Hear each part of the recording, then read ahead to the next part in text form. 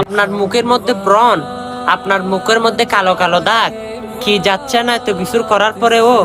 অবশ্যই আমি আজকে এমন একটি জিনিস আপনাদেরকে শিখিয়ে দিব, অবশ্যই আপনাদের মুখের দাগ ব্রণ চলে যাবে। কেমন করে?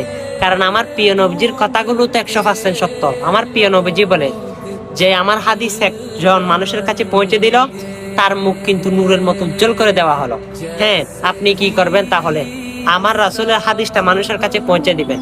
আমার প্রিয় নবীজি বলে যে আমার রওজা জিয়ারত করলো, আমি তার জন্য শাফায়াত ওয়াজিব করে দিলাম, তাকে শাফায়াত করে আমি জান্নাতে নিয়ে যাইব। সুবহানাল্লাহ।